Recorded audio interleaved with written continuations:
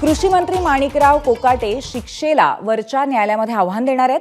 कोकाटेंकडून appeal करण्यासाठी अर्ज दाखल झालेला आहे। अपील करण्यासाठी 30 दिवसांचा कालावधी आहे।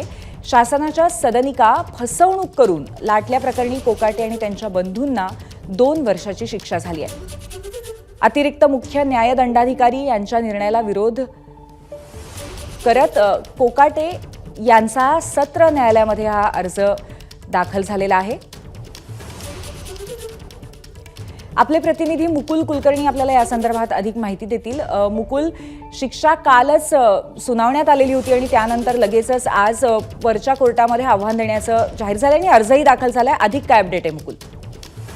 पूर्वी 30 वर्षांपूर्वी जी चूक कोकाटे यांच्याकडनं झालेली होती, जी फसवणूक झालेली होती, त्या प्रकरणी कालच 2 वर्षाची शिक्षा आणि 50,000 रुपयाचा दंड हा ठोठावण्यात आलेला होता।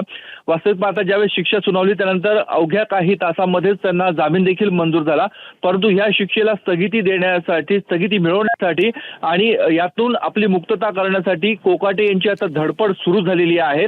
खालच्या कोर्टाला वरच्या न्यायालयामध्ये आव्हान देण्यासाठी त्यांच्याकडनं अपील दाखल करण्यात आलेलं आहे।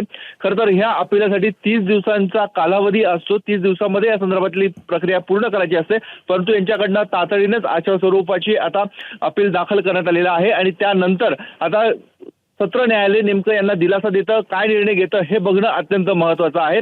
कालच्या निरीक्षणामध्ये कोर्टाने हे देखील मत मांडलेलं आहे की ज्या एजन्सी आहेत, म्हणजे म्हाडाची संस्था असेल किंवा उपजिल्हाधिकारी पदाचे जे अधिकारी आहेत, त्यांनी या सदनिका लाटलेल्या आहेत त्या आपल्या कारवाई करावी, मात्र त्यासाठी अपिलाचा कालावधी हा पूर्ण झाला पाहिजे अशा स्वरूपाचं आदेश देखील दिलेले। त्यामुळे या सुनावणीकडे देखील महत्त्व संपूर्ण राज्याचं लक्ष राहणार आहे।